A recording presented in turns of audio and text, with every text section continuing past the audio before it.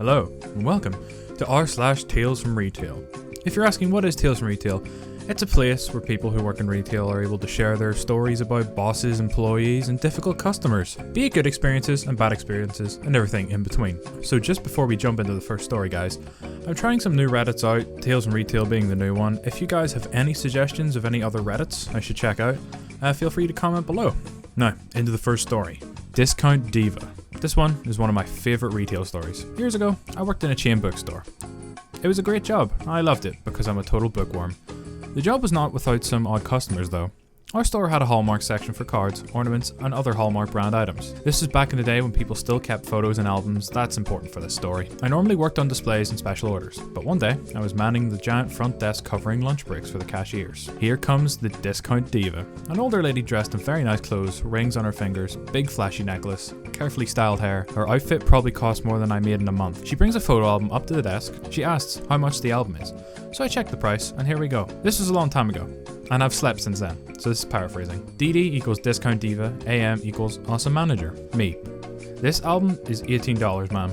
DD.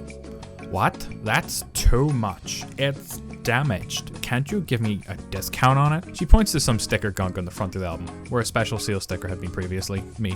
I'm sorry, ma'am. This is a Hallmark item. I'm not authorized to discount prices on Hallmark items. It's a distributor rule. Besides, it's just some sticker gunk. It will come right off. DD. Well, don't you have another one? I checked the inventory system, and nope. This is the last one of this type in the store. Me. I'm sorry. Looks like this one is the only one we have. DD scoffs at me and starts frowning. Well, I want to buy a nice album for my niece who's getting married. This album would be perfect if it weren't damaged. The least you could do is give me a discount on it. Ma'am, I'm sorry, I can't do that. Is there another one like this over there? Because I can't see that side of the shelf from the big desk. DD. No, this is the only one and I want a discount on it. It's damaged. At this point, I just slide the album closer to me on the counter and shake my head.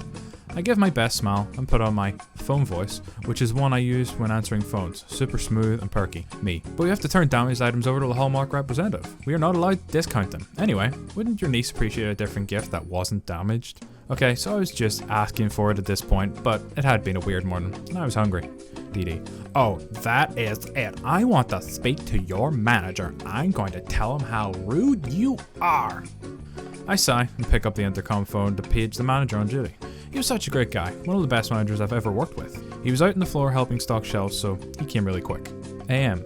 Hello, I'm the manager on duty right now. How can I help you, ma'am? DD. This girl is so rude. She refuses to sell me that album. I want to buy it. It's the last one on the shelf. AM looks at me. Me. She's insisting on a discount and claims it's damaged. AM. Ma'am, this is a Hallmark item. We can't discount Hallmark items. Their prices are set by the distributor. All we can do is send it back if it's damaged. He's looking over the album now, looking for damage. DD. I don't see why you can't do that. I'll give you $12 for it. AM. Ma'am, I don't even see what damage you're talking about. DD. Right there, the glass on the picture frame on the front is all messed up. AM. Oh. DD. And this girl dared tell me it wasn't a good enough gift for my niece. She is so rude. AM and DD continued back and forth, but I wasn't paying attention to what they were saying. You see, I had a cleaning cloth and some Windex under the counter for cleaning the windows. I discreetly scooted the album over by the register and started cleaning it. Back to the argument, which my awesome manager was handling as best he could, but was getting nowhere. DD. So you mean to tell me that you won't sell it to me for less? AM. No, ma'am, I can't do that. I could call one of our other locations to see if they have one like it that isn't damaged, if you want, but I am absolutely not authorized to discount the item. DD. I am not about to drive all the way over to find another one. I want that one. AM. But ma'am, you claim it's damaged. Why would you want a damaged item? Me. Here you go. It's perfect now. No need for a discount. I smile and slide the album onto the counter between them. Shining and clean, not a speck of sticker gunk anywhere, and just a slight hint of Windex smell. The Discount Diva's jaw drops. She turns 3 shades of red in the face and starts blustering. DD. You lied to me. You said there was only one left in the store. Where did that one come from? Me. It's the same one. I told you, the sticker gunk would come right off. I shrug. My manager is now trying to cover his mouth and not laugh. Dee, forget it. I don't believe this. I can't believe you treat customers this way. I'll be calling your district manager. She fumes, snatches up her purse and storms out of the store. My manager and I watch her stomp down the sidewalk from the big windows behind the desk. He finally snickers and takes the album from me. It was put back on the shelf and someone else bought it a few days later. We never saw that woman again. Yay. I've seen cases like this in real life where people try and say, this item's damaged and I need a discount, but it's not really damaged. They just try and worm their way out of as much money as possible. She sounds like a classic entitled parent to me or choosing beggar, so she would go well on some other subreddits. What do you mean you can't guarantee a repair against my own abuse of my instrument? I'm the assistant manager of a local music store, where one or more of our popular services is guitar setups, a routine maintenance we recommend twice a year, which involves our tech adjusting the neck, intonation, action, etc. Guitars are made of wood, and therefore susceptible to weather and humidity changes. So people usually bring their guitars in for the tech to service, as the weather is turning from summer to winter or vice versa, and this weather change is causing the neck to be less straight, usually resulting in fret buzz. An older gentleman came into the store looking to pick up his setup.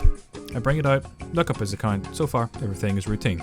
Until C, customer, M for me, obviously. C.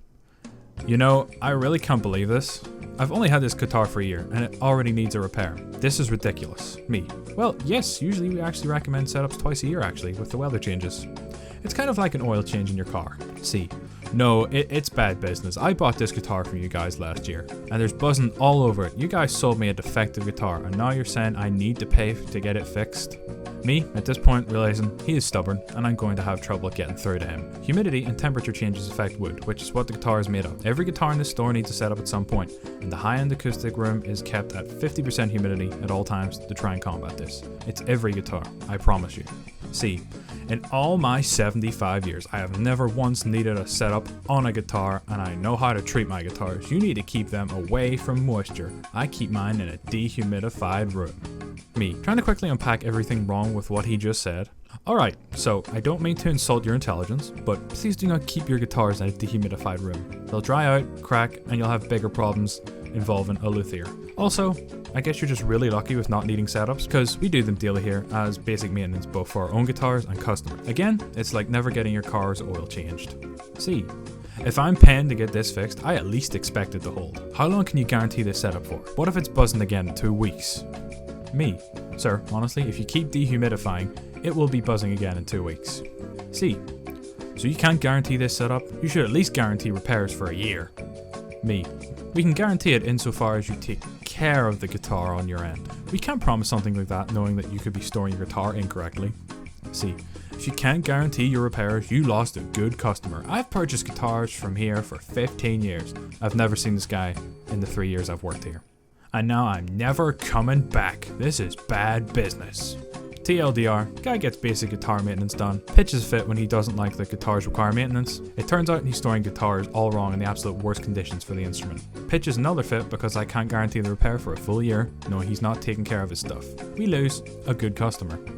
Where to start with this one? I actually play guitar myself, so this guy saying in all his 75 years he's never set up his guitar is actually shocking to me. With the buzzing he's talking about is fret buzz. It's a common thing, it's easily fixed. I don't know how he has survived all these years without ever setting up his guitar, which is absurd. I do not want to hear what his playing sounds like. His guitar is probably very out of tune and not intonated at all. What a jerk. 100 grams of turkey. Exactly. My husband and I used to own a deli. We had one customer that would always order like this: 4 slices of thin cut turkey weighing 100 grams.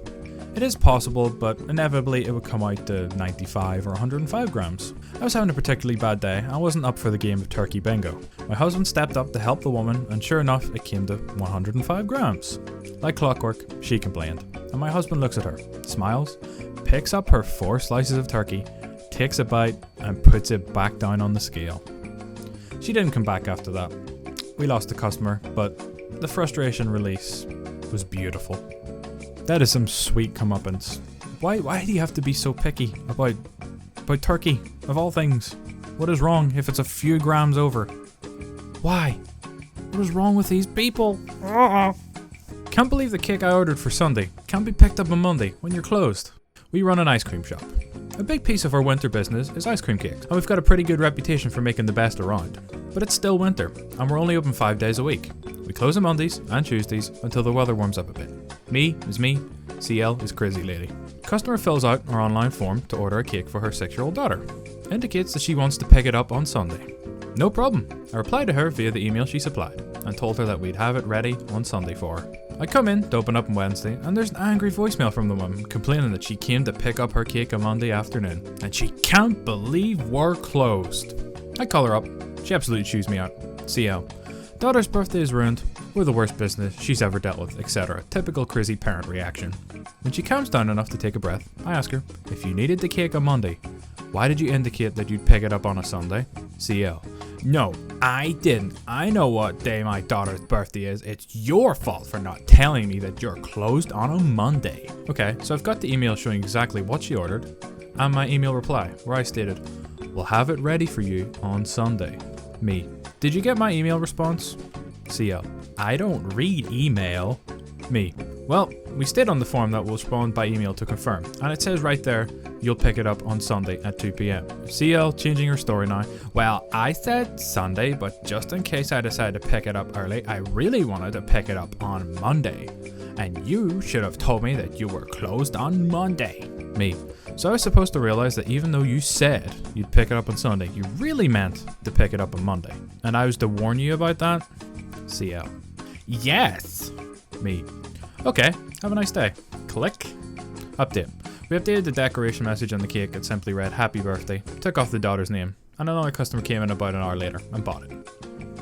If you order something custom made like a cake, and you tell them you're going to pick it up on Sunday, you can't just choose to pick it up on a different day. You need to let the business owners know when you're coming to pick it up. Because just like this situation, they could be closed. And, I mean, it's 2019. Who doesn't read emails? So a 93-year-old lady came into the bakery yesterday. And bought herself a piece of cake, telling me it was her birthday. I work in a grocery store bakery, so just your standard affair. But she was so impressed and telling me how beautiful all the cakes were. Bad news, lady. We don't even make the cakes. They come in pre-made and frozen, but that's beside the point. Right off the bat, I gotta tell you that I have a soft spot for old people, especially kind old ladies. I thought it was really cute that she came in to buy her own birthday cake. I really admire someone who still has independence at her age. I asked her what the secret was to her longevity, and she told me, be absolutely wicked in your 20s and get to know many men. I also have a scotch every night before bed. This came from a teeny little old gran, so I was totally shocked and couldn't stop laughing. She also told me that she was at Pearl Harbor the day of the bombing, and after she survived that, she figured she was going to live forever. Nice to have customers who brighten your day every once in a while. There's one badass old lady, that's all I gotta say. Alrighty, that's going to do it for today's video. If you enjoyed, feel free to leave a like, comment down below any other Reddits you guys want me to check out, and hit that subscribe button, and hit the notification bell in the corner for all future uploads. I'll see you guys in the next one. Peace!